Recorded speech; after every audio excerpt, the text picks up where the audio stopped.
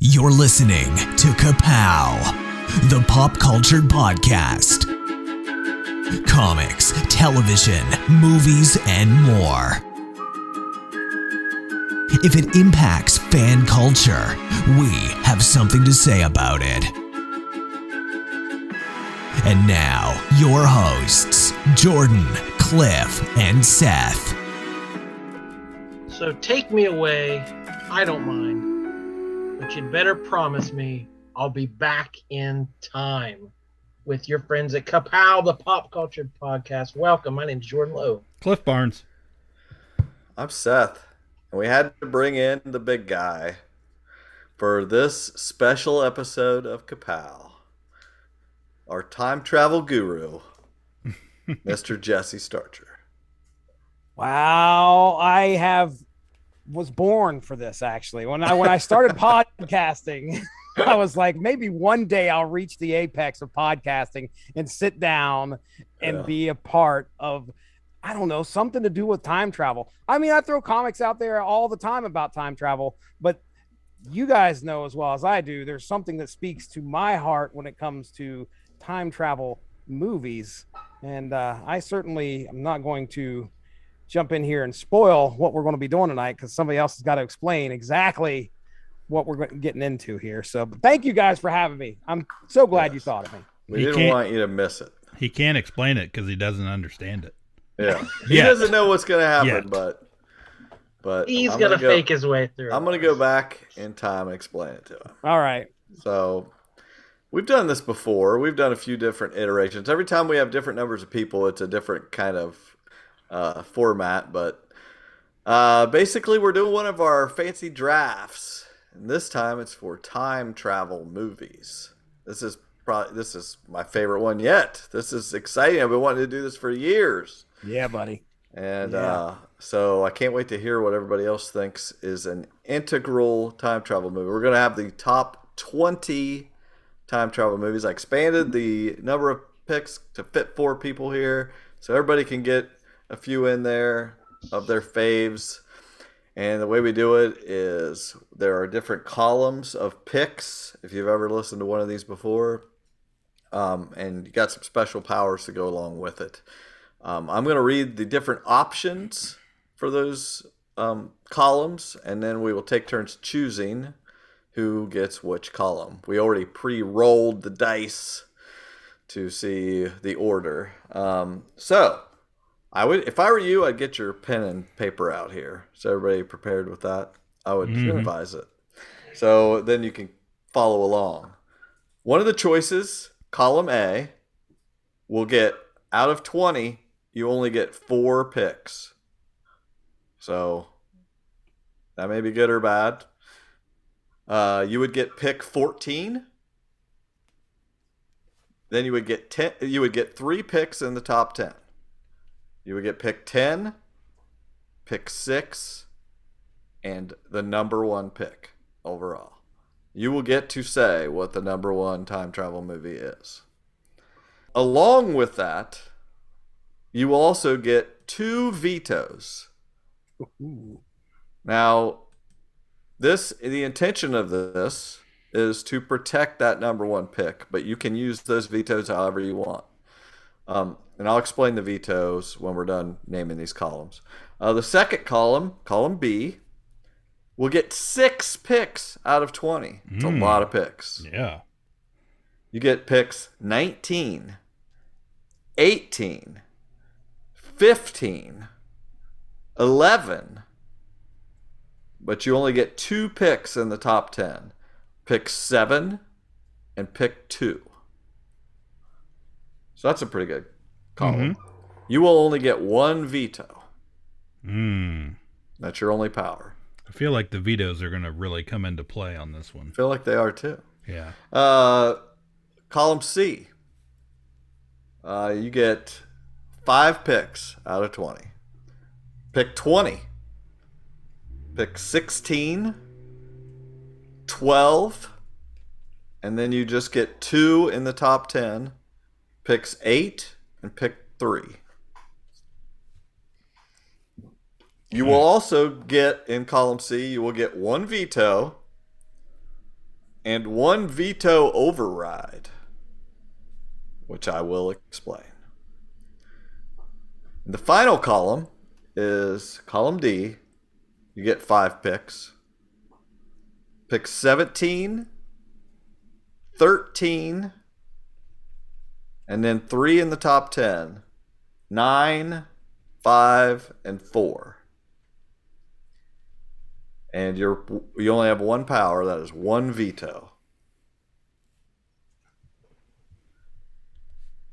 So, to explain the vetoes. Okay. When someone makes a pick and you don't think it belongs there, you can veto it. And they have to make a replacement pick at that. Once someone names their pick, it is officially their pick. You cannot be talked out of it. Okay? So it's official. The only way that pick goes away is if somebody vetoes it. You could veto yourself. If we sat here and shamed you, you could use your veto and veto yourself, but otherwise that is your pick. There's different reasons to veto, though. You may say, I don't think that movie deserves to be in the top 20 at all. Or oh my gosh, I can't believe you think that belongs in the top 10. Like you saved a movie and you used it in the top 10 and somebody thinks that's a travesty. It shouldn't belong there at all. They can veto it. But a movie is never gone forever. It can still be picked again at a higher spot. So so someone may say, okay, you vetoed it, but then if they have a pick further on and it's important to them, they may play that movie again. But it's more than likely that they have a movie ranked higher than that, or they wouldn't have picked that movie at that spot in the first place. Another reason to use the veto is if, say, someone named your favorite movie in the 15th spot and you think it deserves to be higher, then you're going to have to use your veto to make it move up. You can pick it later. So I'd like to advise people, don't use that too much to your advantage to screw people into using their vetoes early by naming something you know that they're going to veto because it's not high enough. That's against the spirit of the game. Right. And the only other power is a veto override. Now, if you pick a movie and someone vetoes that pick, you cannot override that. You can't override your own pick, a veto of your own pick, but you can do it for someone else. And we've done it before where someone else's pick got vetoed.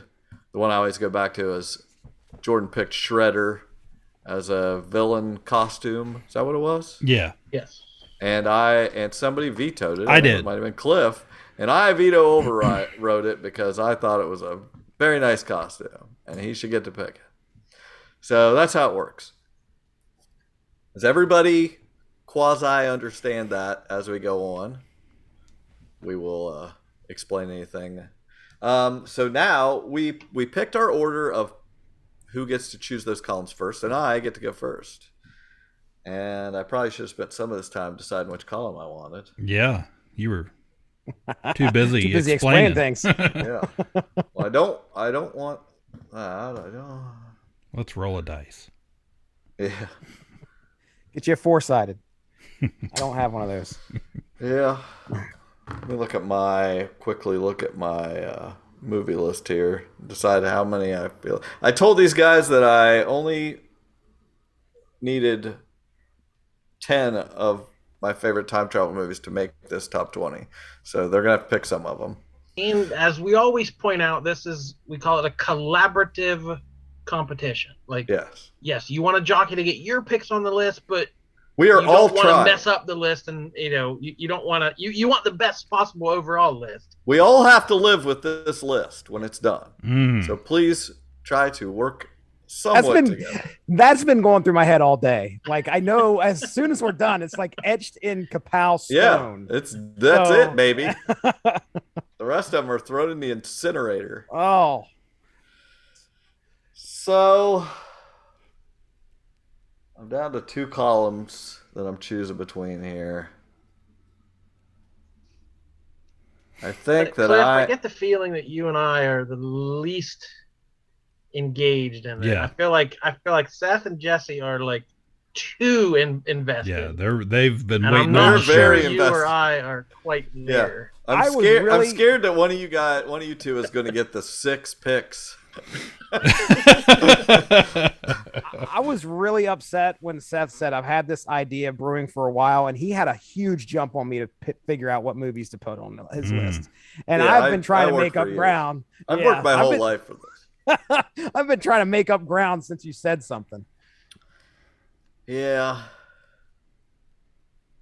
Huh. I guess. Man, I don't know. This hurts. This hurts. I balanced this out too well. All right.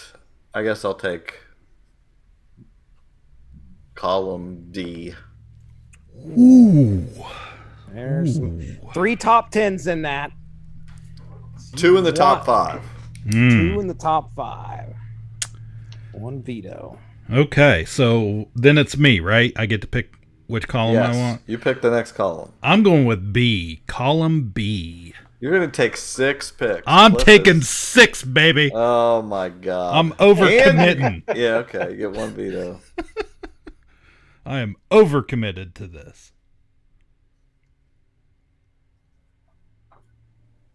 And then it's Jordan.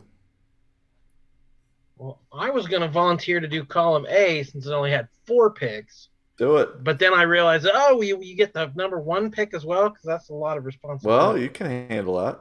I Play mean- nice. Play nice. Don't say anything. Don't say I'm not anything. saying a word. As Okay. much as I want to, I'm not saying anything. So column C would have to go first. I don't like that. Yeah, give me column A. I'll do it. Okay. All right. I then. like it.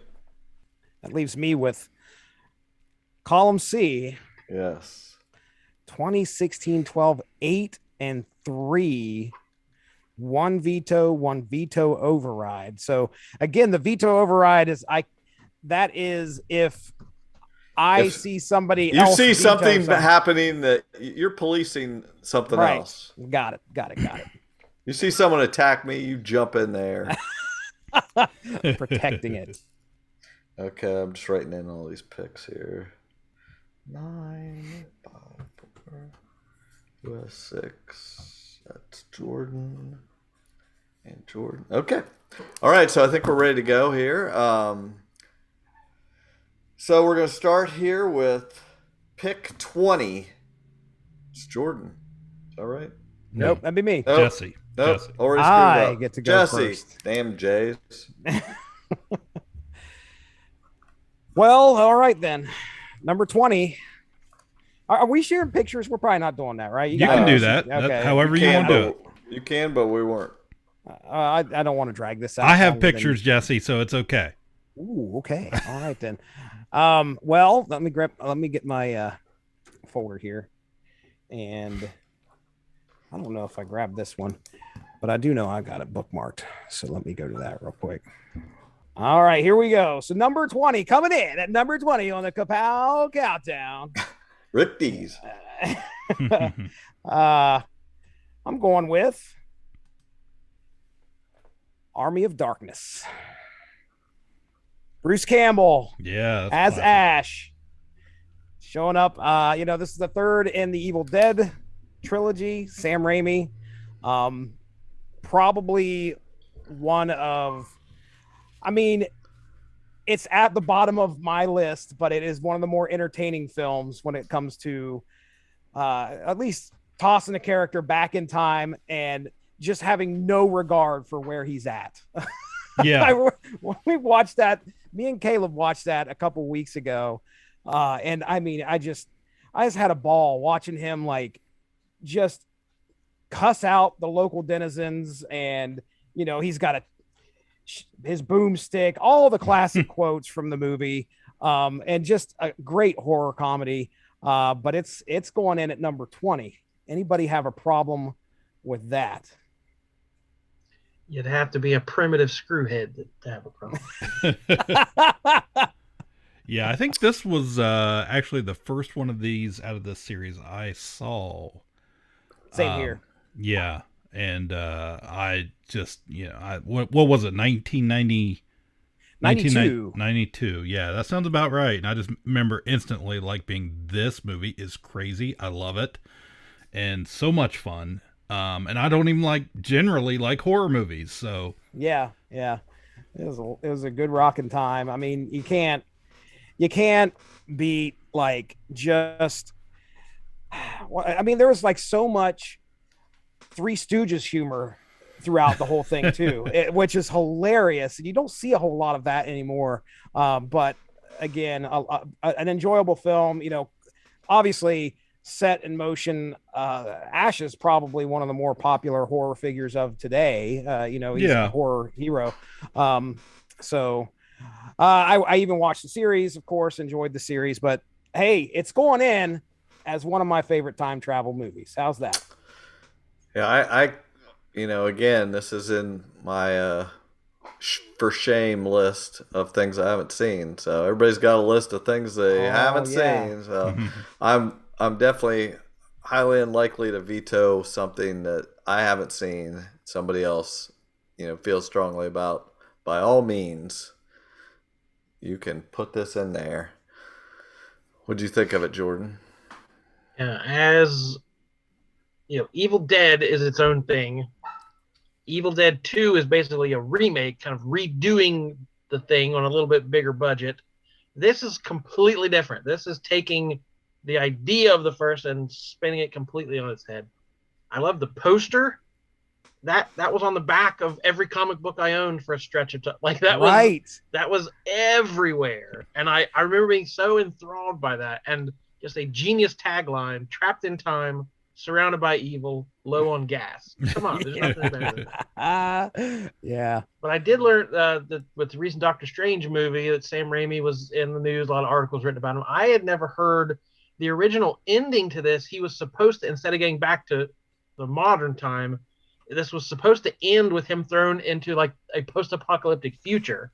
There was supposed to be a fourth one, like a Mad Max movie. I'm like, oh, well, how did we never get that? That's a wow. But this one stands alone on its own. It's a wonderful good time. I love it. All right, very good. There's Great number job. 20. Started us off good. Now we go to Cliff with pick 19. oh my gosh. So many picks, Cliff. So many picks. So many picks. Too many picks. Well, yeah, I may have doomed myself with this one, but I was really banking on like the picks. Most of them are in the bottom of the list, so I was like, I've got some obscure movies here on my list I want to talk about, so maybe I have a better chance getting them in at the bottom. Because just as Jesse picked that movie, I thought there for a second Jordan might veto it just to get it higher up on the list for him. But that's a good start for us. Vetoes are valuable. Sometimes we never even end up using them, but man, you're gonna want them if somebody screws you over here. Right. So okay, so my first pick, number 19. Let's just get to it here, guys. This is a little movie called Midnight in Paris. Ooh. I was a little on the fence here because I'm not sure how many or if anyone else has seen it. It's a Woody Allen film. Just something I ran across one day, and I was just like, for whatever reason, maybe it caught me in the right mood, but I was just like, I really like this movie. I think it's incredible, and the cast is wonderful. It's all about just this writer guy played by Owen Wilson, who is engaged to a woman that has a lot of money, comes from a family, a lot of money. They go on a trip to Paris, and he is fascinated by, that 1920s era of artists and writers and music, and how, fictionally all kind of intertwined itself in Paris right about, during that time period. So we've got a bunch of famous actors that play very famous historical people in it. But Kathy Bates, Adrian Brody, It's got Rachel McAdams in it. I said Owen Wilson. Tom Hiddleston was in this. Michael Sheen. And then this was nominated for an Oscar for original screenplay. But he goes back in time and just right at midnight every night travels back. And it's kind of a cute little story about, he's an engaged guy, but he's very almost withdrawn from her and her family. And it's kind of a cruddy relationship where he's just more or less along for the ride. But he finds his passion. He meets all these heroes to him, and finds finds a better way to be enthusiastic about life. So I guess so. But yeah, I don't know. That's about all I've got on it. I've never seen it. I find it great to know that Owen Wilson and Tom Hiddleston they started a time travel adventure prior to Loki. Yeah. How about That's that? great. But yeah, I've never seen it. I think I've heard of it, but it sounds interesting. I'll give it that. It sounds pretty low key and yeah, it sounds like a good time. Yeah, it's just Owen Wilson running around with the Fitzgeralds and I think Monet and I haven't seen it for a while. Hemingway and just this cast of characters. I just really thoroughly enjoy it. I've watched it several times now. When I can catch it on HBO or whatever it's streaming on now and again. But yeah, I have seen it.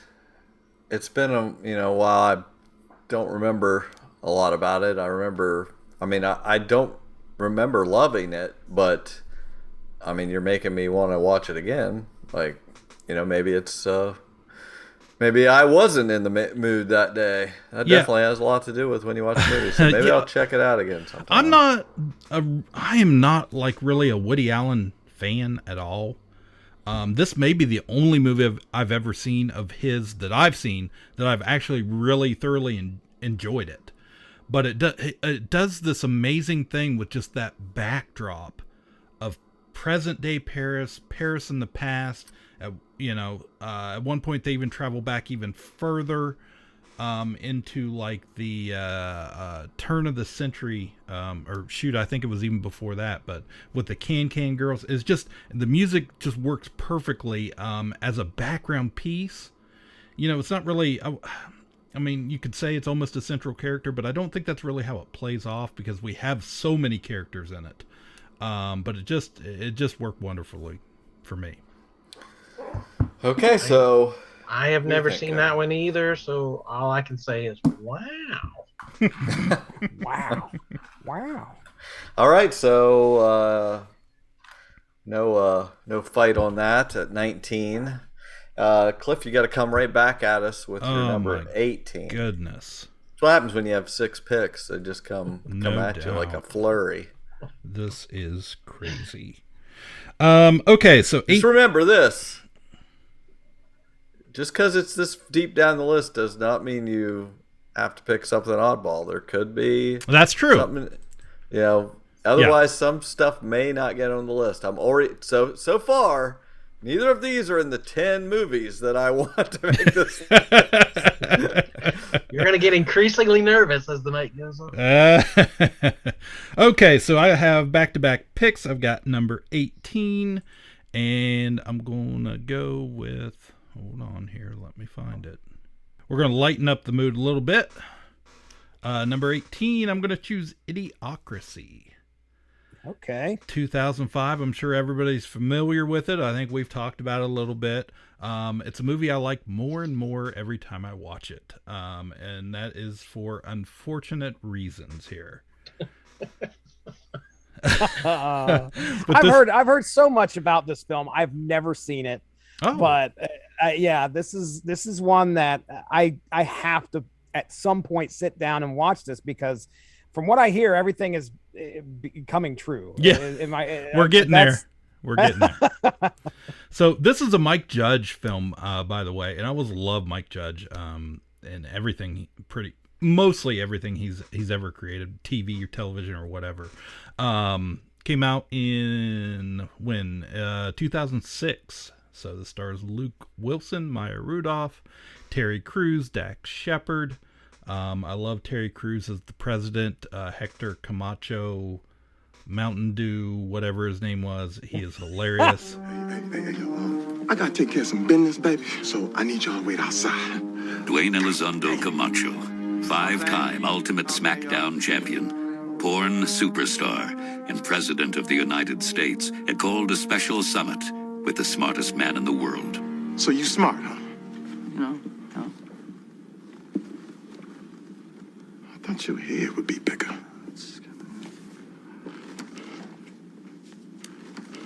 God damn. You look like a peanut. Let's get you sworn in. With his big old rifle and riding the great big chopper. So it cracks me up. It's all about a average guy, Joe. He's in the army. He is basically the most average guy in the world or in the country. And he gets sent accidentally. Him and Maya Rudolph end up in these pods. They get sent frozen 500 years in the future. They wake up and the world's gone to crap and everybody's stupid. And go ahead. No, he's been kind of hand wringing and hands in his face. I don't know what's going on down there. I'm the opposite because I love seeing this on the list. I love this movie. Seth, I think, is going to have something about the parameters. Is that what your problem's going to be, Seth? Is that you have a problem? I'm not. Listen, I'm the guest here, sir. I invited you to help me here. I got these knuckleheads that want to freaking flip the table and everything I try to do. So I've got. How many vetoes do you have? I just have one. He's got one. Just have one. Yeah. Well, I'm not saying I would never veto this. And yes, there's the time changed. I don't consider it time travel. He was frozen in time. A man from our era, 500 years in the future. It qualifies, but this is as loose. This is as loose as you could possibly get with that. I beg to differ, sir. Don't challenge him. Oh no. I'm just hoping somewhere along the line, I'm like, okay, this is a fucking great movie. You know, I like Idiocracy fine. I saw it once. It amused me. I'm not gonna challenge it. I really want some good really iconic time travel movies to show up someday. I saw every list I clicked on. This was on it. I mean, considering how long it's been that it still comes up, I agree. It's not a bad movie. So gutsy move having back-to-back Wilson brothers. I applaud that. Yeah. But that's definitely the first thing I thought when I thought time travel list. It's like I sure hope we get all the Wilsons on there. There is a third Wilson brother if he can get a Phillips. minute. Yeah, And hold on. B. 6 picks. 6 picks. Oh no! I know. Oh man! 6 picks. You gave him this power. I don't care. This is the show. I needed a natural 20. What is going on? Fretting. If I wasn't fretting about it, we don't even have a show. Come on. So I will say this: Idiocracy is certainly not the best movie that's going to be on this list, but think about it more than anything that'll be on this list. Right. I think of quotes from it. Yeah. I watch the news and think, well, there you go. This movie is in my brain and has been for decades. So I don't know what more you can say about a movie than that it resonates with you and has meaning long after you've watched it. Brondo is what plants crave. It's got it has electrolytes. I really am just I really don't have any objections. Just waiting for one of my 10 to pop up without me picking it. Really? He really doesn't have any. All right. We are in the very bottom of this list, so there's nowhere to go but up from here. Yeah. I'm going to allow it's my turn. I'm going to allow myself one oddball pick out of all my picks. I love oddball. One movie you've never heard of. It is called Beyond the Infinite 2 minutes.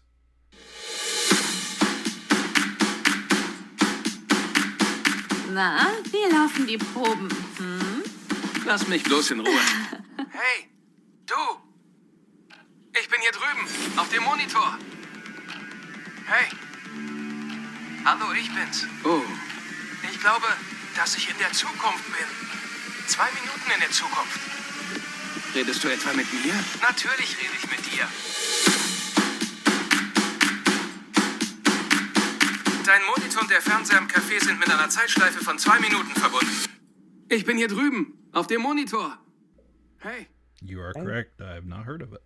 I know. Even Jesse has never heard of it. No, yeah, I've never heard of this. Highly recommended, Jesse. All right. A cafe owner discovers that the TV in his cafe suddenly shows images from the future, but only 2 minutes into the future. This is I believe, Japanese film. It's set in one location, and it is supposedly a one take, but it's not. But that's the format. The very beginning of it, he has a cafe. He lives above it. He goes upstairs, and on his computer monitor in his room, he sees himself come up to the screen and say, "Hey, it's me, 2 minutes in the future." And this screen shows 2 minutes in the future, yada yada. Now come down here and tell yourself that. And that's the start of the movie. Cool. It is what I love about independent filmmaking. Take a concept with a finite amount of money in one location and run with it. And it's so enjoyable. My son and I watched it just a few months ago. It's just from a couple years ago. Let me see what year. It was 2020. But it absolutely deserves to be on this list as far as something to get the word out that you need to see this movie. I'm sure you can rent it on Amazon, but I just love it. I really wouldn't want to spoil anything else about it except that it's very creative and just how they use the concept of what they're seeing in one screen being 2 minutes in the future, how they use that to their advantage to pursue the goals that the characters have. So I think, Jesse, you would definitely like it as a time travel aficionado. You need to see this movie. I'm looking at it right now on IMDb. It looks pretty cool. Kira usually brings over a friend of hers, and I always make them sit down and watch like an oddball movie or something like that. I'll never forget having them watch The Mist and how, like, at the end they were so distraught, and I reveled in it. But their pain. It's great. Yeah, I loved it. It feeds me. This is something that they would dig. So I'm sure that absolutely. This is, you probably have no idea if this is streaming anywhere. We had to rent it on Amazon. Okay. So yeah, it was like, $3 or $4, but totally worth it. Subtitles, but yeah, if you want to see some creative stuff, sometimes you got to read about it. Love it. So that was number 17. Now we have the OJ with his second pick at number 16. Okay. All right. Well, let me get to my screen here real quick. I'm keeping track of things too here. All right. So clocking in. Boy, how many picks do I have left? 3. You have four picks left. Well, counting this one, right? Yes. Okay. Yes. All right. Okay.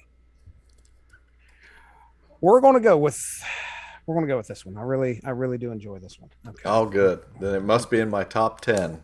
We'll see. I don't know about all that. This is personal preference for myself here. All right. You be all right. Okay. Let me get back to here, and I'm going to share my screen. This is frequently asked questions about time travel. So, are you hand wringing down there, Seth? Are you face palming? You all right? Tell us about it. Okay. So, 3 guys are at a bar. One of them goes into the bathroom, which, by the way, Chris O'Dowd stars in this from the IT crowd. Goes into the bathroom, and he walks back out. And it turns out he's went back into the past a short amount of time. And things kind of progress from there, where he sits down and tells his buddy. Now, mind you, Chris O'Dowd, who is a big sci-fi fan, I think he's even trying to write some stuff, or maybe one of the other guys are as well. But he sits down and he's like, "Hey, I just time traveled." And they're like, "Bull crap." They're like, "Oh, follow me into the bathroom." So they go into the bathroom, and then it starts out, kind of small, and then it just progressively gets worse and worse because there's a tragedy that happens. They're trying to figure out, okay, how do we stop this tragedy? Oh my goodness, we're in the future. There's large ants eating people. What do we do? How do we get back? Very British. But I say very British. I mean, it's not as British as some things can get. It's fun though. It's a lot of fun. It's probably up there. I remember watching it. It had to have been like, I don't know, 5 or 6 years ago, maybe a little bit longer than that. And I was like, how have I not known about this? Because it had been out for a long time. And it was one of those things that when I watched it, I couldn't believe that it flew under my radar. So good comedy, fun, time travel-y, sci-fi romp. Anybody seen this? I have seen it. Okay. It is not in my top 10, but it was on my list. I'm glad it's on. I'm perfectly comfortable with it being on the list. I like it. It reminds me of it's like a time travel at World's End. Oh yeah, very much. It reminds me. It's very British. I remember really liking this movie. I almost rewatched it not too long ago, but just didn't have time. But yeah, I really like this movie. It's definitely good. Definitely good. Psyched. At least it's something I've was potentially. It was in my countdown on my phone here, so that's something.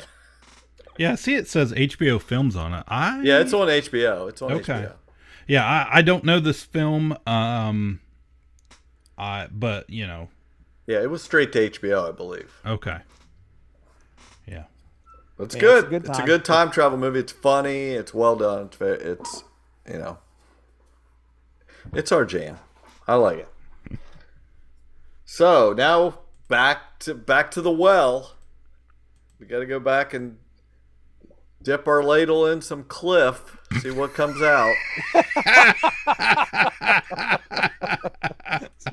The old Cliff ladle. Oh boy, this is fun. We have fun. We have fun. All right, so we're at 15, right? Oh yes. Man, I am just. You only have 4 picks total left, counting this one. So only. Yeah. I am just checking boxes right off of my list. You've seen 4 films? You've seen 4 films? Trying to think of Disney time travel adventures. I'm pretty sure. I think I found one everybody's probably seen. Maybe multiple times, but I'm sure everybody's heard of this movie because this was a popular one. It's called 13 Going on 30. Okay. Jesus Christ.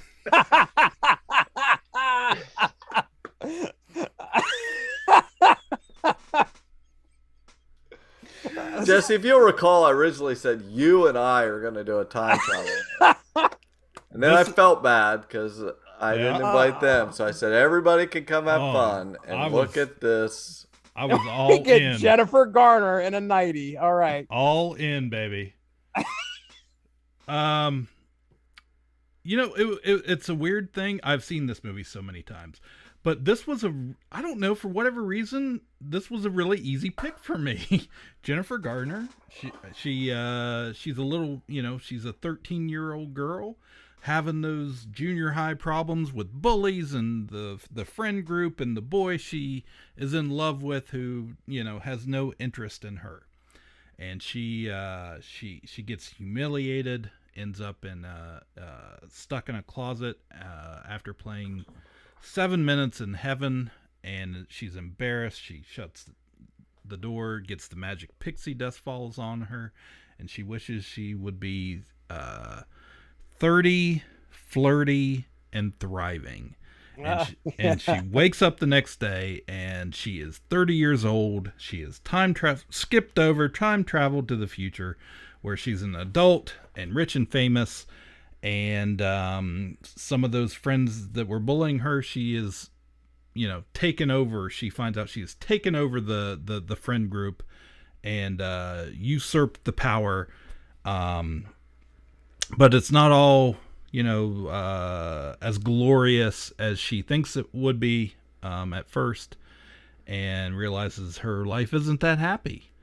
And she has to do the Michael Jackson Thriller dance at work at a party, and to win the day and the approval of her boss. And then it's got Mark Ruffalo in it as plays her best friend.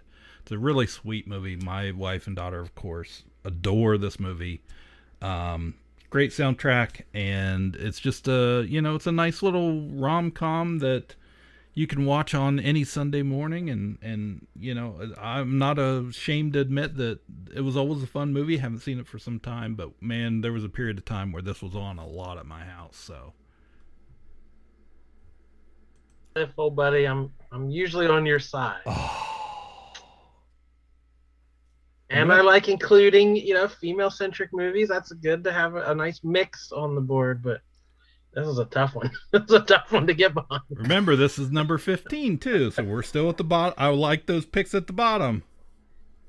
But we're going to be all bottom here pretty soon. We're going to be all bottom. It's going to be the all bottom boys. It's all about that base. What's the veto order? Who has to? Well, I have to choose first. I'm not going to use my one veto on this because honestly, it is a fine movie. I have seen it. I enjoyed it. I ha-ha'd. I thought it was fine. It is not in my top 30 time travel movies.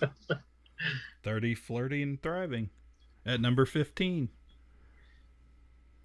I feel like body swap movies are a whole separate genre. But you say she actually goes from a teenage and she actually goes to I'm assuming that she was in the 80s. Yes. And then she goes to 2004. So I think it qualifies. Mm-hmm. Big wouldn't qualify. No. Because he's still in the same time frame. Right. But that does not mean you can't veto it. Anybody that wants to veto it. Well, here's what's going on. I'm evaluating everybody else's pick because when we start going closer to the top, trust me, the veto button is ready. Because I'm starting to kind of gather what kind of picks we have.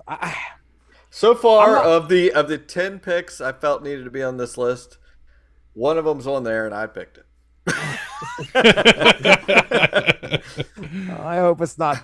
Yeah. Now my worry about vetoing this is giving Cliff a 7th movie to talk about. I know, that's the problem. That's the catch. That's the catch in this design, that he gets to pick another one. And he probably only has so many. At some point, he's going to be on his phone Googling time travel movies.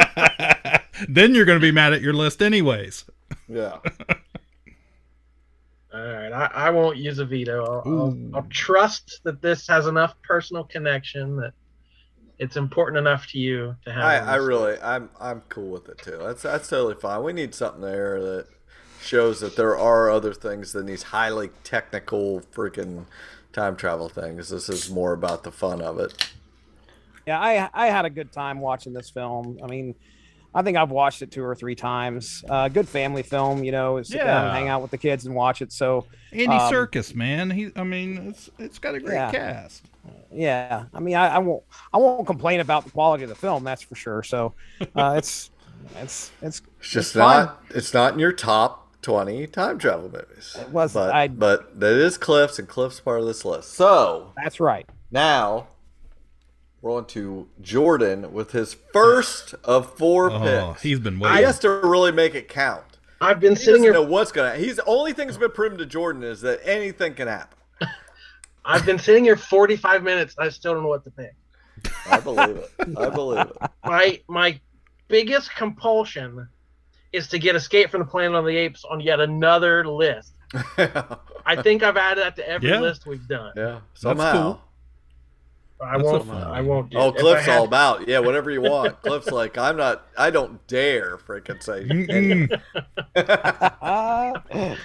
If I had more picks, I might try to get some apes on there. But with only 4, and I only have 4 or 5, I think definitely needed it. My list isn't quite as extensive as Seth. So, and I'm pretty mainstream. I don't have a lot of oddballs. So I feel like there's definitely going to be some crossover. So if my lowest pick, if I'm going to squeeze one oddball in,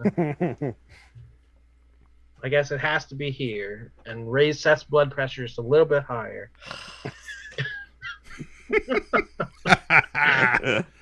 Hangs his head. Oh man. I hope I get to make my picks before I keel over.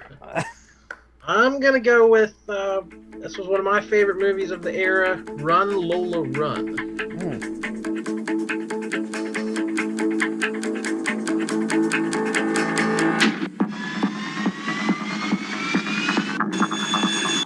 Manni?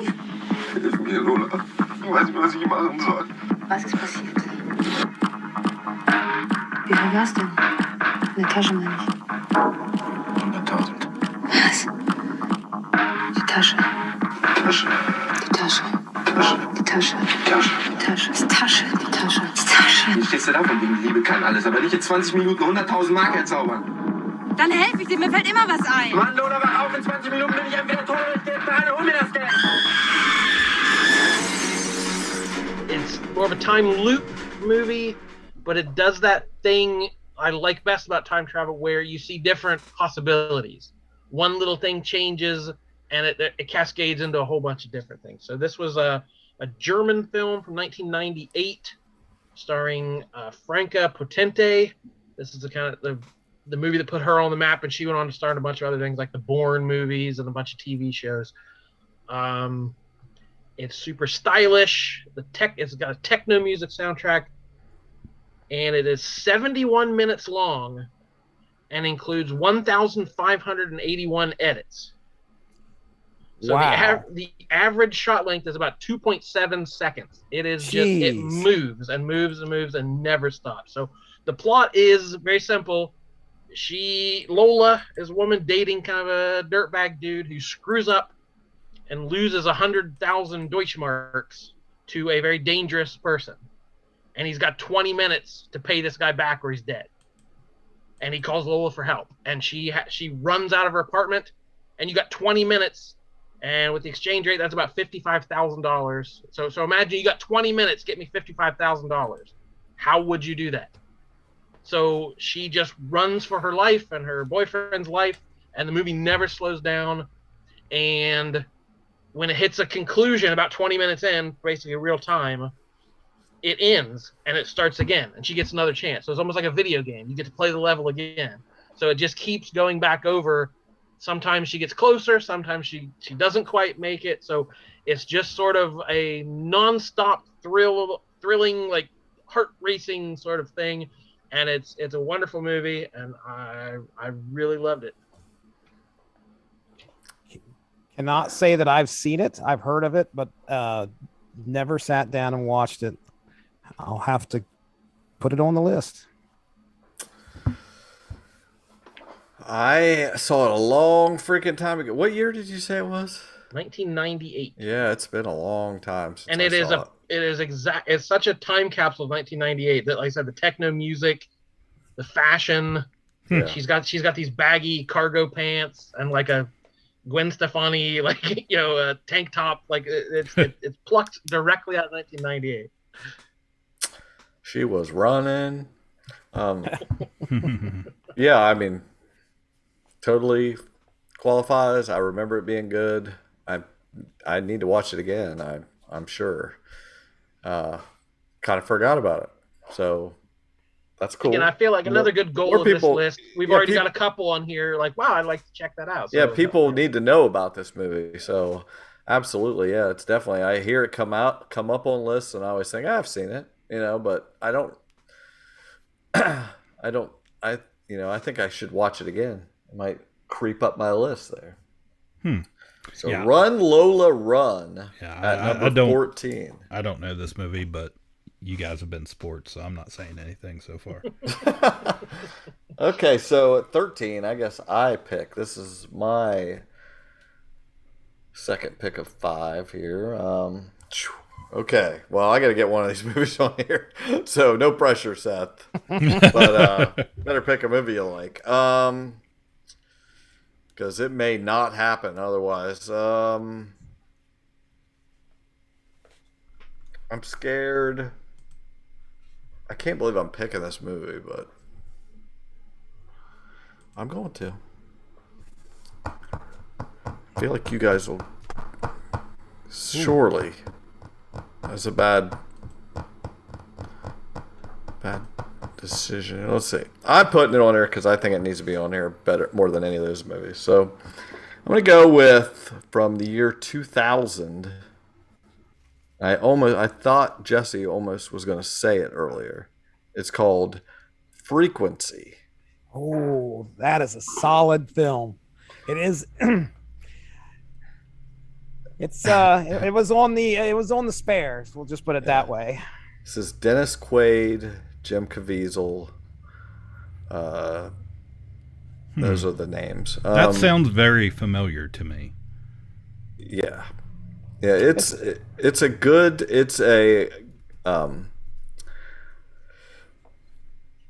it gives this police officer, John Sullivan, the chance to speak to his father 30 years in the past.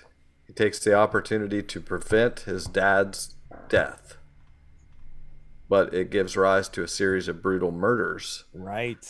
And he has to fix the consequences of altering time.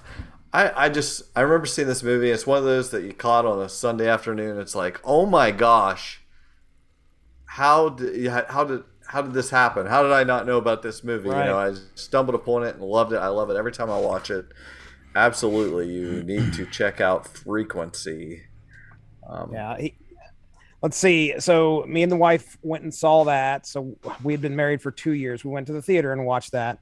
And yeah, it's really good because it's not like your typical time travel adventure. Nobody's going forward in time or backwards in time. What's happening is he's able to communicate with his dad through a ham radio. Yeah. And he's able to, it's because the Aurora Borealis is happening, the Northern Lights are happening as you ever get that bounce hard going there. Science. I know you guys are into hard science.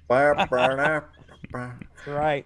But yeah, there's some really good moments in that film. It's a good, it's very, It's got action in it, and it's got kind of family drama as well. He's trying to save his dad. And it bore out a series too. Did you ever watch any of the TV series? Oh, I remember something about that, but no, I never watched it. I think it went, it may have went once, it may have went 2 seasons. But it was okay. It was an all right TV series. It got canceled in the middle and stuff because nobody was watching it, but I enjoyed it. This was before Jim Caviezel went crazy, but he's very likable in it. Dennis Quaid is just perfect in it. And it's all around baseball and stuff, so that always gets your heartstrings going if you're sentimental about that stuff. And it's just all around the '69 Mets, and it's just a great flick. I highly recommend it as a just a pleasant tearjerker type thing where you're really rooting for the characters to make everything right. Yeah, they got to fix it. But did they fix it? Oh, don't think so. We got to fix it again. Yep. That's funny because I remember watching it. I remember enjoying it, and my only memory is the warm father-son baseball stuff. I do not remember the brutal murders. I didn't realize there was a whole other side to the movie. Yeah, it's like, oh no, what's happening? There is a serial killer on the loose. Yeah. it's a nice mix of all that. So yeah, highly recommend Frequency. And I think I got it at the right spot. It feels like it should be just outside the top 10. So it's kind of a sentimental favorite of mine. So that takes us to number 12. The OJ gets another pick here. This is his last pick outside the top 10. Right. So when you're looking at your list, you're like, okay, where is the overlap going to happen? And I think I have a good idea of where the overlap's going to happen. Good luck, buddy. So these lower picks are the spots where it's just like you guys are trying to fit in the oddball stuff. I'm not going to be doing that, but I'm going to be. I'm done with that. Yeah, I'm going to be throwing in the stuff that's lower on my list. Yeah. Not too low. So what we're going to do now, let me go ahead and bring up my screen. And this is a pretty sentimental pick, but I think I'm fairly certain you guys have seen this movie. Okay, give me just a moment. Yeah. Man, the anticipation, my blood is just on fire. It's all I can do. Let me tease it a little bit. 1986. All right. 1986. 1986. He's going through his list right now. All right. I'm hurting. I'm scared. Oh, no. All right. Let me figure out how to. There's nothing in my top 10 from 1986. Now you're in trouble. 1986. This is directed by Randall Kleiser. In 1978, a boy travels 8 years into the future and has an adventure with an intelligent, wisecracking alien ship. It is Flight of the Navigator. Let me stretch this one out a little bit. Really now? When you're just growing up, every day is a new discovery. But nothing David Freeman has ever experienced will prepare him for the adventure that lies ahead. Sit down. I think there's been some sort of mistake. Your brain contains data necessary to get me and my friends home. I'm just a kid. You are the navigator. Walt Disney Pictures presents a new adventure fantasy. What are you doing? Above and beyond the ordinary. Take me back. Okay. Oh, no. Flight of the Navigator. Do something. You're the navigator, not me. 20,000 feet and falling. Come on, one of these hasn't started.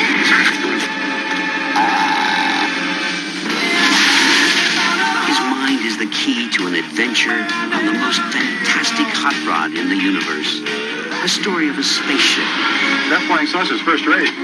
Be cool, dudes. A friendship. I'm gonna miss you. I'm going to miss you, too. And an experience beyond imagination. Don't you want to take a turnpike? I'm the navigator. Flight of the Navigator. Disney's new adventure fantasy. So number one. This is a Cliff pick. Cliff would have done this for you. Well, I noticed it says something up at the top of that poster. Walt Disney presents the classic. This is cinema, guys. This is a wasted pick, George. What are you Jesse. talking about? No, I know. Because he would have picked this, and now here's what you got. You're gonna pick this, and now you've given your pick to Cliff. Cliff is going to Google time travel movies and pick something out of a hat. No, go on, Jesse. I want to. Go on. He says. Yes, go on. I mean, I went to the theater, watched this with my dad. This is very shortly after I became a fan of time travel as a plot device in films, but it's a great film. It's about a young boy. I just read it. He basically falls. I just read it. He's running in the woods. He's running in the woods. He falls after he trips over some railroad tracks or something. I can't remember. Yeah. Next thing he knows, he wakes up and he's in the future. You know, he's hanging out with Sarah Jessica 8 Parker. years later, 1986. Sarah. Yep. Yes, exactly. NASA picks him up to study him, and Sarah Jessica Parker is there she's delivering his food it's got robots. Right. We got aliens in this thing. We got a spaceship, a sentient spaceship. Nonetheless, who is voiced by the Mr. 80s himself, Paul Rubens, Pee Wee Herman.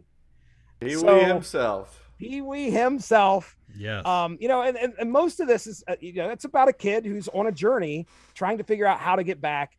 And of course, he's interacting with his family in 86 who thought he's long dead. I mean, they've been thinking he's disappeared, got killed, whatever.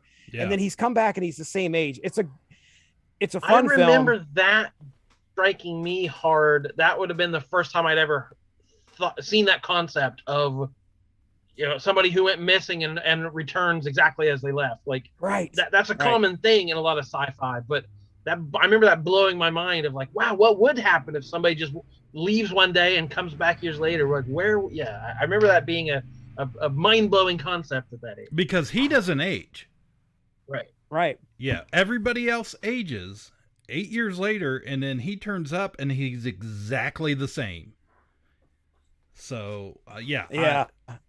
I love how like the spaceship, takes on parts of his personality at one point. So it's real like structured and robot-like at first, and then it kind of scans him, and then all of a sudden, compliance. I remember that all the time. And then all of a sudden it becomes Pee Wee Herman, and you're just like, oh yes, this is great.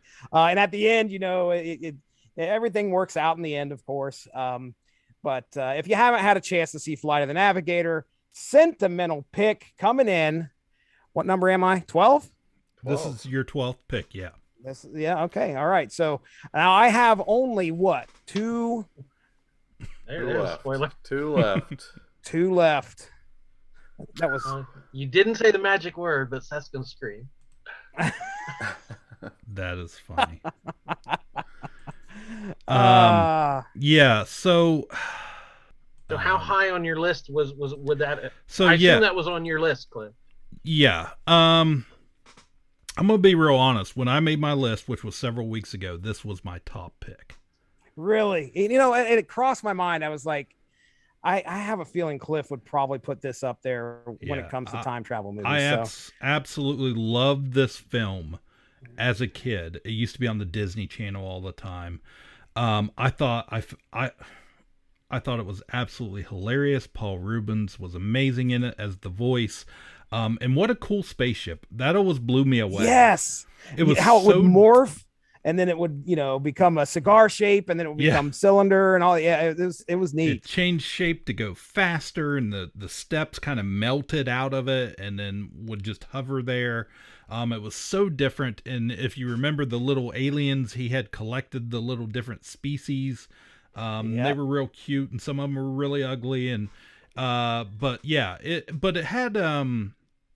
it had some heart to it. There was, like Jordan said, there was some emotion with the family because, they were so saddened, as anybody would be. But then he reappears, which you would be really excited, but it brings all this problem with it. Like, what in the world's going on? Where has he been? Why does he look the same?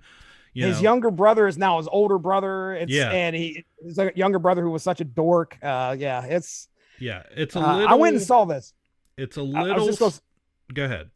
I was going to say, I went and saw this at the Smoot Theater when it was showing movies. That's how long ago this was. Yeah. The only thing I saw at the Smoot was Aristocats. Nice. That's a good one too. I approve.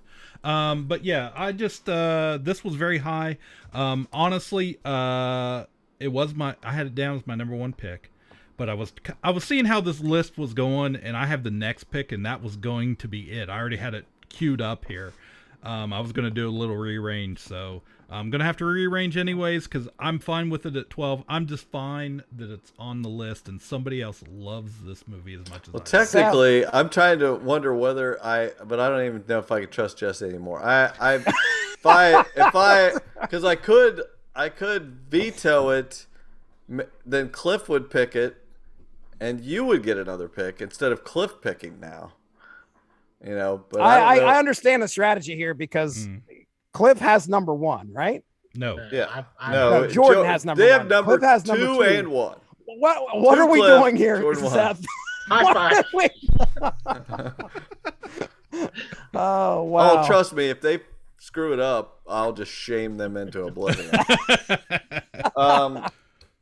It's how every episode will start. I'll be like, remember, here's the guys that had picks 2 and 1. So if you veto me, then I have to pick something else. Yeah. Otherwise, and he'll pick this at 11.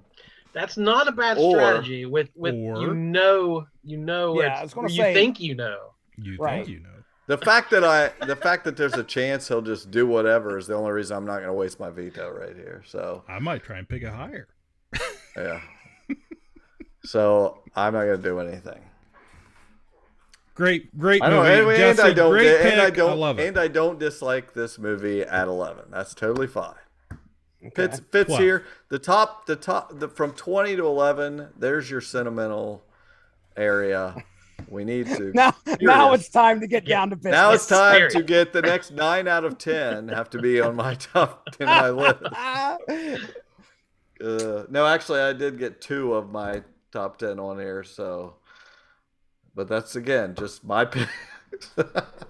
Wouldn't even have thought of some of these movies. It's like, but that's why we do it. That's the fun in it. Yeah. That's okay. Why we do it. Cliff at pick 11. Oh man, what are you gonna do when you were gonna put your number 1 at 11? I really don't know. 12, this is crazy.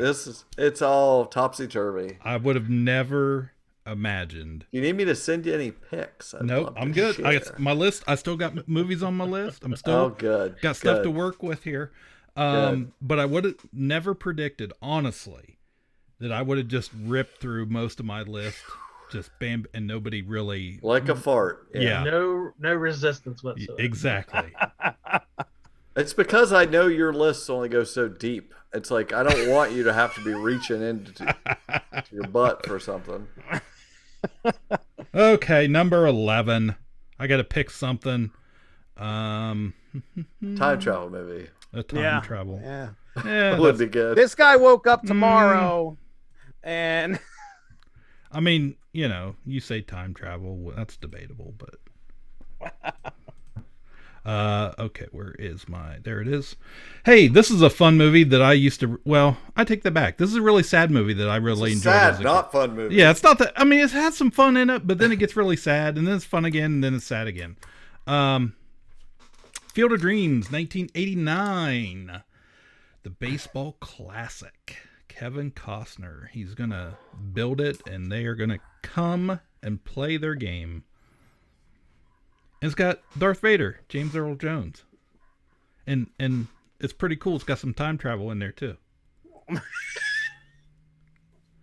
Oh yeah, tons of time travel in this movie. Yeah, all the baseball James men. Earl Jones in the traveling time travel van. Yeah, right? that's what it's called. That's the subtext. Yes, is the time traveling hillbillies. That's what we got here. It's all just oh my gosh. Moonlight Graham. Time traveling baseball. That's all that is. I love it. Tell us all about the high concept time travel. All right.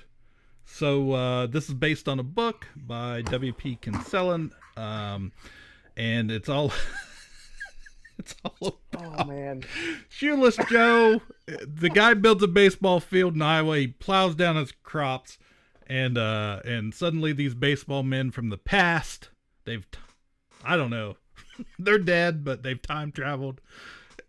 Who knows? Yes, they did. They come back. They play some baseball. Everybody loves baseball. It gets real nostalgic. Somehow he ends up in a van with Darth Vader. They go back in time to get this other dude that this voice tells him to get. And it's Burt Lancaster. He's an old man and a doctor. But then when they bring him to the baseball place, he's a young man again. And then he saves a little girl. It's all great. And Field of Dreams. Choking on a hot dog. Yeah, chokes on the hot dog. And then he plays catch with his old man. It's great. It is a very touching film. I mean, this is one of those ones that I remember watching with my dad. It was. I'll give you that. It's a good family film. It's a good. It's there's baseball involved again. Yep. Jordan, you're gonna have to keep stats. Nominated baseball show. Oh, there's a pie chart coming. Nominated. Seth got up and left. I think he. Okay, there we go. He's back. He wants to hear me still say here, Seth. It was nominated for 3 Oscars: Best Picture, Best Score, and Best Adapted Screenplay. And in Great movie. 2017, it was selected for something in the Library of Congress. You can read it on my screen. It's culturally, historically, and aesthetically significant. I rest my case. It is. It's way up on my baseball movie list. I enjoyed myself watching the movie. Like I said, I had a good time. Kevin Costner does a great job. James Earl Jones. It's got that supernatural element to it, which I dig. And yeah, I mean, So does that make every ghost movie a time travel movie? I do not even want to have this debate. I do not even want to. I don't know the science every of it. Ghost is technically a time traveler. Seth, please. You just gotta let them do what they want. I didn't realize you were. You weren't kidding. The show is. This is the show. This is the show. Them pushing my buttons, ruining my life. I remember seeing this on the list as I scrolled through best time travel movies, and I remember thinking, that's not really a time travel movie. I'm using my veto. Can I do that? Or do we have to do a selection process, or can I just say that, or what's going to happen here? You can, by all means. Right. They're not going to argue. They want to save theirs. Okay. All right. Well, I'll use my veto on this one, and man, I can't wait to see what other baseball movie you can find. I don't. That involves ghosts. Hey, The Babe. That John Goodman comes from the Please past. don't let him use his list. Wasn't Bill Cosby in Ghost Dad? Can I do that one?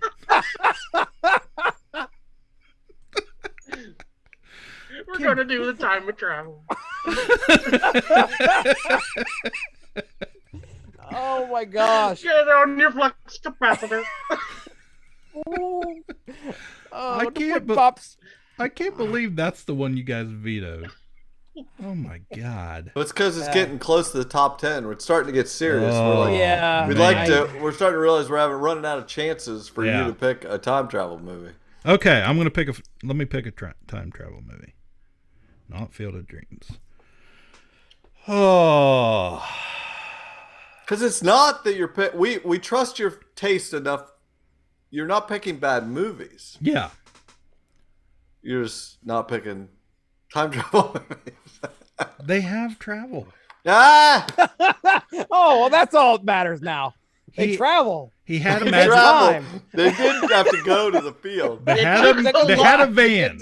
They spent a lot of hours in that van, and by the time they got to their destination, it was well in the there's definitely a did not misconception get there when they here. left. Oh wow! All right, I got to pick another one. I'm gonna go in opposite direction here. That's great. That's really good. Basketball, football, Space Jam. I think this is a time travel movie.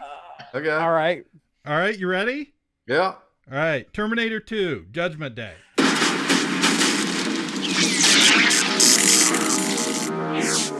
Same make. These were taken at the West Highland Police Station, 1984. You were there. Same model. These were taken today. You have to let me see my son. He's in great danger. New mission. Once he was programmed to destroy the future. You don't know what it's like to try to kill one of these things. Now his mission. Get down. Is to protect it. Mom! Come with me if you want to live. You're really real. His loyalty is to a child. Who sent you? You did. 35 years from now. And his enemy. He's a Terminator like you, right? Not like me. Is the deadliest machine ever built. Holy crap, a movie out of my 10? Oh my god. Oh, wow. I do not have a slide for it, though, so you guys are going to have to talk a little bit about it. I have a slide for it. Oh, awesome. I bet he's got a slide that was meant to be in the top 10. Maybe. It's 11. We're close. I used my veto, and I can't do anything about I know. See? I know. That is... I know how you feel, Jesse. You're feeling like you wish this was way higher on the list. Right. But man, sometimes it's like pulling teeth for 10 picks before you finally can get something at all. I'm so distraught. Here you go. Okay, Arnold Schwarzenegger. Heard of it? Yeah.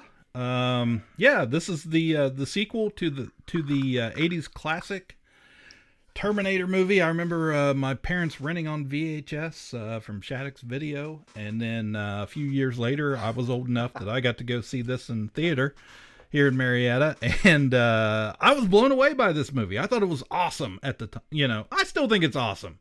It's got Arnold in that. It is a timeless classic. Timeless classic.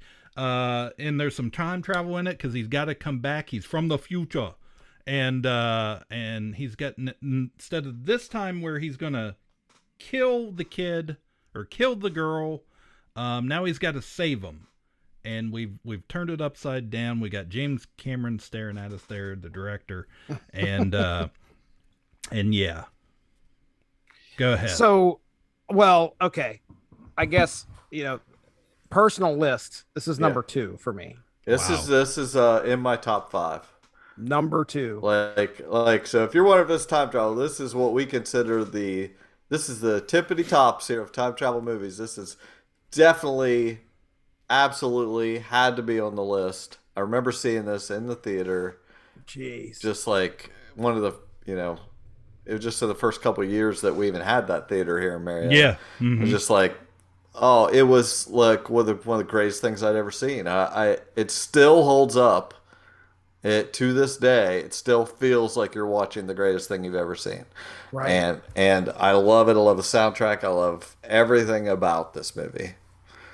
It's phenomenal. So, Cliff, real quick, yes. Did you watch the first one before this one, or did you watch Terminator 2 first and then? No, I had seen the first one. Okay. By the time I saw this one. Yeah, I'd seen this one. Before I think a lot of people our age would have seen this first. Yeah, that was the way it was for me. Yeah. I watched, and what sucks is that you don't have that suspense of. I mean, there's sort of the suspense. That the Terminator, just pop culture wise, you knew the Terminator was this killing machine from the first one. Yeah. So when you see the second one, you see the movie poster, you don't know what you're going to get, and hopefully this would have been a hell of a movie to spoil for somebody if they had no idea what they were getting. Because you're thinking, well, there's the bad guy right there, just like in the first one. Oh man, he's back again, and then they switch things around. The good thing about that is I got to have my 13-year-old son watch the first one and then watch the second one. Wow, yeah. He was really he loved the second film because obviously you got a kid involved here, and you got this ruthless killing machine who's just now been programmed to protect him. And I mean, it's just done so well. The soundtrack you mentioned is great. This is the one movie that when I started listening to home theater systems, I would crank up the beginning of this movie all the time and just play it. And, you'd hear the subwoofer as the tanks rolled across the skulls at the beginning. The visual effects of this film still hold up. Still phenomenal. It's unbelievable what they were doing back then. This is 90? 91? Have it here. 91. Okay. So you got the Liquid Terminator T-1000 coming through there, and this was a franchise that I thought could do no wrong. Things start to go wrong after this, but Terminator 2, just think to yourself, pose this question: name a sequel that is potentially better than the original. We'll be here all night. Yeah, that's another list. That's a different list. This is going to be at the top, though. This is going to be at the top because it is one of the best sequels to the original, and it holds up so well and does things better. Yeah, it does what a sequel should do. Like it keeps the concept but it just expands on it and ups the action, ups the effects, ups the everything. But yeah, and I do think about it. Every time I watch it still, I think about, that scene of him coming down the hallway, dropping the dozen roses. Like, what an impact that would have had if you didn't, you're coming out of it just seeing the first one, and he is the bad guy. Yeah. Like, what an amazing moment that would be if you didn't know. Like, if you could erase your memory and watch this all over again. What a moment. And the transformation of Linda Hamilton from damsel in distress to action hero. Yeah, just exactly. Hasta la vista, baby. Come with me if you want to live. I'll be back. Right. What do you want? Quotable insanity. Every day. Every day we're saying these things. When DVD players came out, all right, this was probably one of the first 5 that I bought. And I bought it came in like this almost, I'm sure it was aluminum, but it looked like steel slip case. And loved watching like the extras on that DVD. You learn a lot about what they did. They also had the director's cut, which is it does hold up. It's really good. There's a lot of stuff that they cut out of the theatrical release that, I feel should have been in there. All right, I'm going to stop talking about it. We love it. I definitely deserves to be on the list this low. Cliff. Hey, I'm not criticizing Cliff. He got something on there. He got something on the list. All right. Your veto accomplished getting a movie that needed to be on the list. So, man, you got to pick your battles. We did it. We did it. We did it. I don't think I ever told the story. The first time I saw that movie was not optimal because my older brother had rented it. And I think he had some friends over and like they had watched it the night before. And it was like, I wasn't allowed to hang out with them, of course. So like, I remember wanting to see this movie so bad and I've heard so much about it, but he needed to return it the next morning and I wanted to watch it. And so we sat there and he fast forwarded through a bunch of stuff like, okay, and then there's this thing. Oh, no. And we watched it in about an hour. Wow. And I'm still loved every minute of it. And we get to, okay, yeah, and then they talk there in the desert, no fate but what we make. Okay, go. And then he got to the end where he gets the liquid nitrogen and blows him up in the thing. He goes, and he kills the bad guy. And he stopped it, rewound it, and returned it. For years, I thought that's how the movie ended. I love stories like that. That's hilarious. All right, so that is our first half of this countdown. Yeah. So I'd call that part 1 of Time Travel Movie Countdown, correct? Yeah. I bet you the sequel's going to be better. Yeah. Wasn't there a sequel to 13 going on 30? Is there something? Oh, geez. Yeah. May make the top 10. Is it better than the going on original? 60? Yeah. I don't know how we're going to find top out. it. I don't know. Jesse, where can the folks find you? Oh, well, first off, thanks for having me on here. Can't wait to come back and do the next episode. Hey, if you get a chance, hop on your old podcatcher and find Source Material, the Source Material Comics Podcast. We have all sorts of shows discussing comic books on there. Source Material is obviously one of them. We also do Unspoken Issues, which focuses on 90s comics. And over there on the Radulich and Broadcasting Network, I hang out there as well, talking about metal, usually every Wednesday on the Metal Hammer of Doom. Just did a discussion last night on TV Party Tonight, which was about, well, let's just say in the archive, you can find it. It was about We Own This City. So me, Mark, and Robert Winfrey sat down and talked about this. I think it was a 6-episode series that showed up on HBO. We're doing this David Simon thing. So not Paul Simon. I just about said that. But that would have been fun. But anyway, you can check me out over there. Thank you guys very much for having me on. Awesome. And then you folks can find us in the future. My name is Jordan Lowe. I'm Cliff Barnes. I'm Seth. I'll be back. Bye forever. Ka-Pow, the pop cultured podcast, is intended for entertainment and information purposes only. Sounds, music, and clips played during the podcast are property of copyright holders. All original content is property of www.udownwithkpp.com. If you enjoyed this podcast, please subscribe and leave a comment. Ka-Pow, the Pop Cultured Podcast, can be found on Apple Podcasts, Google Podcasts, Podbean, Spotify, and wherever podcasts can be found. You can connect with us through social media on Facebook, YouTube, at the Ka-Pow Podcast on Twitter, or email the show, Ka-Pow, the Pop Cultured Podcast, at gmail.com. If you really want to go the extra mile, join our Patreon at patreon.com/udownwithkpp for special content and access to Patreon-only benefits. We are grateful for anyone who chooses to contribute, but please know that most of our content will remain free. So please continue to like, comment, and share.